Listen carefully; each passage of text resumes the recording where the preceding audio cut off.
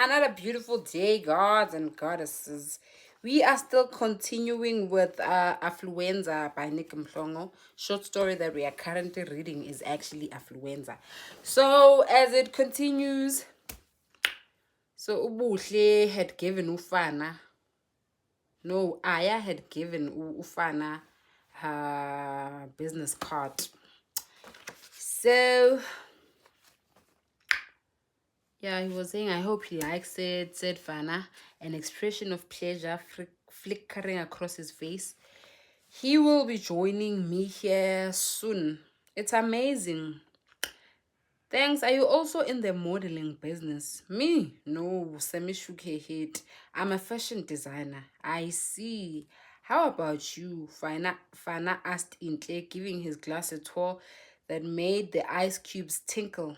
I'm also a fashion designer. At the moment Fana's phone rang, he excused himself, standing up to answer the call. I'm inside, he said, stroking his chin. I can see you at the door. Look for the corner where the ladies are sitting. Still standing, Fana drained his glass as he dropped the call. Turning back to the girls, he saw that they were all focused on the entrance to the restaurant. A figure was just visible through the half-open door. He was wearing tan windbreaker and a lime shirt. Is that the guy you were talking to on the phone? Asked Intle. As Sanele entered the restaurant and started towards their table with his rapid rolling bouncy step. That's him. More drinks were ordered as soon as the ladies finished greeting Sanele. Fana's friend preferred red wine. Maybe you ladies can help us later, Fana said as soon as Valentine disappeared to fetch their order. We are supposed to be finalizing the program for his wedding, Fana pointed at Sanele. We think we are covering everything, but I am sure there are gaps. Maybe you can help us identify them. Congratulations, said Intle, with something akin to admiration in her eyes. Thanks, said Sanele, pressing his hands to his chest in gratitude. But that can wait for now. Let me catch up with you guys by drinking first. As he said this, Valentine appeared with a wine bottle and a glass. Setting the glass down in front of Sanele, she uncorked the bottle and poured a small amount for him to taste. Fana looked at his watch. It was almost 20 past 5. I tell you what, guys. Why don't you ladies join us tonight for some more drinks? Fana said as Sanele drank from his glass and nodded to the waitress. We have a party going on later. I'm really enjoying your company. Really? Asked Aya in a high voice as Valentine filled Sanele's glass. Yes, it would be an honor, Fana said, searching each of the ladies' eyes for agreement. Well, I don't know about you, said Aya, glancing at Intle and then Sammy, but that's cool with me. As long as we can stop off at my place first, I want to change into something more comfortable. And what about you two? Are you joining us? Asked Fana. Intle nodded her confirmation, but Sammy seemed hesitant. Well, I don't know, she said doubtfully. I have an important meeting tomorrow morning, and I need to be fresh for it. Maybe I will just come for a couple of hours, but I also need to go home and change first. Okay, that's decided then, Fana said. Let's finish our drinks and get on the road. We need to be at the party by 7:30. Where is your place? Bears Valley. Well, that's on our way. On our way. The party is in Mondium. They left the restaurant 15 minutes later. It was just after 5 o'clock in the afternoon. Outside, lightning flashed threateningly across the sky. It was clear that a big storm was brewing. It was nice meeting you guys, Sammy said as she slung her hand back over her shoulders. I will see you at the party. Likewise, said Sanele. About 30 minutes later, they arrived outside an old house in Bears Valley.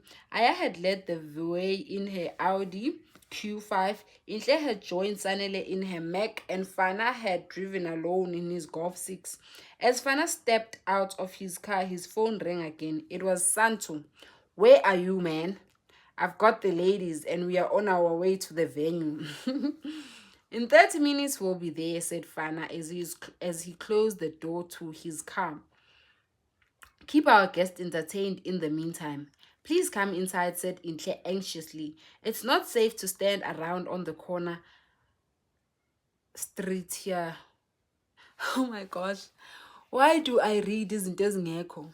Like, how do I get to or I'm putting pressure on myself.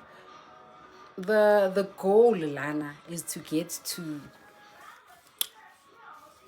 be the best reader. Yabo, reading out loud. You know, when you're listening to audiobooks, those people read so elegantly and whatever. But let's continue.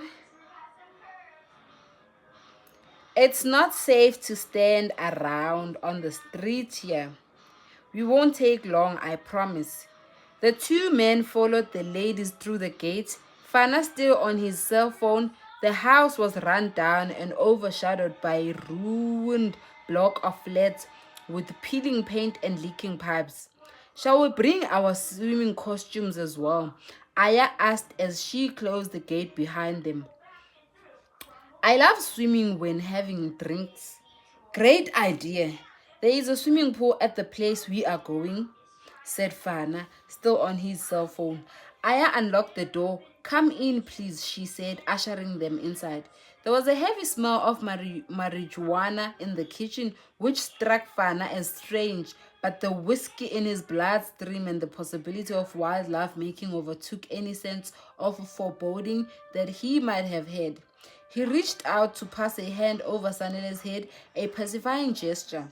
Sanele followed hesitantly. As soon as they were all inside, Intle and Aya went to the bedroom. Fana and Sanele sat down on the black leather sofa in the sitting room. The walls were plastered but free of pictures.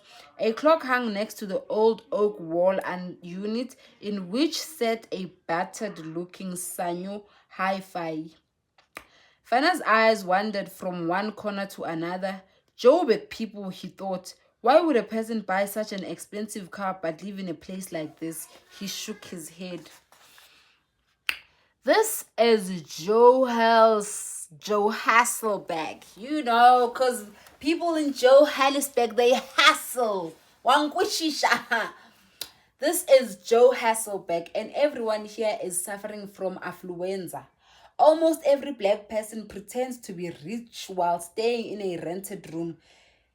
Didn't he just pay for the ladies' expensive drinks with his credit card when he already skipped 2 installments on his car? Who was he to judge? 10 minutes later, Aya came back into the sitting room. Intle was still in the bedroom. All of a sudden, there was the noise of a key scraping in a lock and the front door burst open. Sammy entered, panting. Surprisingly, she was wearing a pair of sunglasses. She was followed by 2 guys who immediately locked the door behind them. One of the boys had a gold tooth. Are we ready, guys? Intle's voice came from the bedroom. Yes, we are ready, answered Aya as she looked at Sammy and smiled smugly. Fana and Sanele started to stand up, but the 2 guys pushed them back onto the sofa violently. At that moment, Intle came out of the bedroom. She carried a gun in her right hand and a handbag in her left. Okay, guys, listen up. We are going to play a little game here, Intle said, throwing her hand back on the table. First, you give me your car keys and cell phones. What? Fana and Sanele said almost at the same time. I thought we stop thinking and do as you are told, Aya said maliciously, putting one foot up on the coffee table. Come on, guys, what's happening? Sanele asked, looking anxiously at Fana. You think this is a joke, don't you? Aya said threateningly. Leaning forward, she opened the handbag and pulled out 2 pairs of handcuffs. Well, it's not. Cuff yourself before my friends here do it for you. Fana glanced right and left nervously. But guys, I thought we were friends, he said, trying to keep his voice light. Niawona, Friends, uhlangana nabantu Sentence Square, whatever, for drinks, and then you think you are friends. Njani, njani. Doesn't make sense. I'm not saying they deserve what's happening, but I've read this kind of story a couple of times, especially on the socials. Anyway, let's continue. Whose friend do you think you are? Said Intle, cocking the gun. Do you see us laughing here? Do you see us laughing? At that moment, Sanele's phone rang. Instinctively, he knew it was Hunzi, his fiance. He looked at Aya imploringly and then reached into his jacket pocket with unsteady fingers. Stop that! What the do you think you're doing? Sanele froze. Aya's body radiated the threat of violence. Please, this is Agent Ladies. It's my fiance. Sanele said in a low voice. She wants to know about the catering people that I need to pay. To Fana, it sounded as if his friend were saying the words in a dream. Hand that damn thing over here, or she will put a bullet in you. Aya instructed curtly, gesturing at Intle, but I said, hand it over. Aya repeated. Sanele hesitated for a few seconds, then he pulled the phone from his pocket. He looked nervous. Give it here, Semi ordered. As Sanele reached out, two hands over his phone, Fana snatched at it, knocking it out of his friend's grasp. I'm not going to let you have it, he yelled, jumping to his feet as the phone clattered onto the coffee table. You cannot do this to us.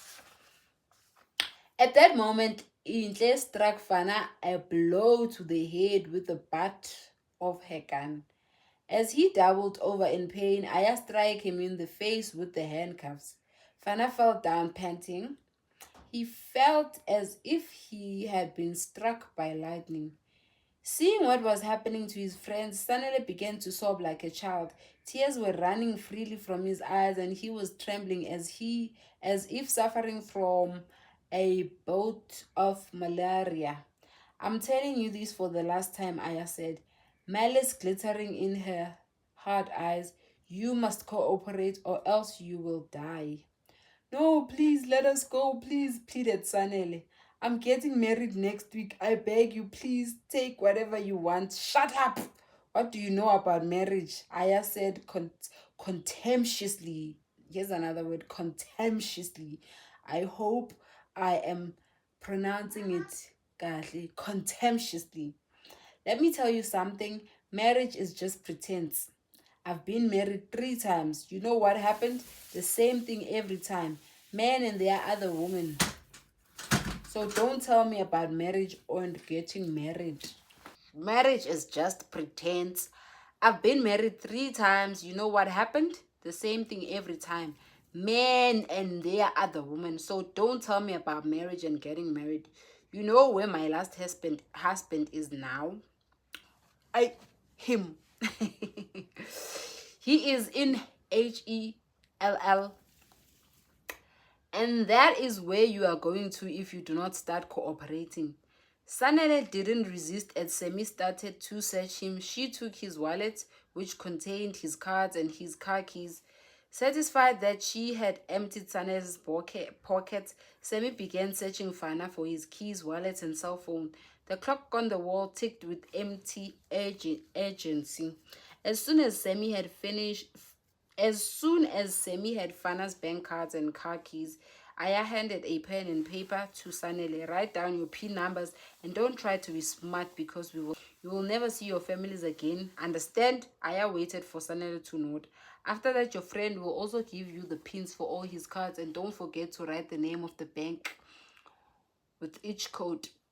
His hands were trembling. Next time we won't be so kind, Aya said with triumph in her eyes. You must cooperate here. After Sanele had written down their pin codes, he and Fana were handcuffed and thrown into an empty room. The door was locked behind them. A few minutes later, they heard music coming from the sitting room, but despite this, Sanele and Fana could still hear their captors talking. Aya sounded unhappy with Sammy. What took you so long? We nearly lost the target.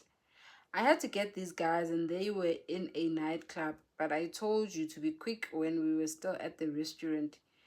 You know, these rich guys have tracker devices on them. I'm sorry, it won't happen again, one of the boys said. I was speaking to the guy who bought the golf we had last week. You bet it won't happen again. You boys need to get it together. Now stop staring at me like that and do what you are paid for. Aya commanded. Take the keys and drive both cars to the workshop. I want you back here in less than an hour. There's a lot to be done. Come, let's go. There was the sound of a door opening and shutting somewhere in the house. What should we do with them? They heard Sammy ask as first one engine and then another roared into life outside the house. These ones have seen our faces. They have to die, otherwise they will alert the police. Sanele's forehead wrinkled and fear leaped into his eyes. He searched Fana's face, but his friend's eyes were glazed. It was as if his mind had shut down. He couldn't process what was happening to them. I think you are right, Intle said. This disused mine shaft in Rivali is the right place. It's about 1.5 kilometers deep. No one will find them here. Those those were the last words Fana and Sanele heard from their captors that day. The tears coursed down Sanele's cheeks as they waited their fate. Fana was silent and withdrawn. It's my fault, said Fana after a long time. Sanele did not answer. Yo, that's hectic. That's hectic. So, what would you do, Wena, as Usanele? Would you forgive Ufana? Would you... I'm thinking, obviously, someone wrote this book based on stories they have had, I'm guessing and assuming, ne? But did Sanele and Fana really die? Was he told the story by the criminals or by the survivors, which is Sanele and Fana? You know? We're done with Affluenza. Let's meet again tomorrow for another short story as I polish my English and I get better with reading. So, yeah, I guess thank you. Like, subscribe, and sharp.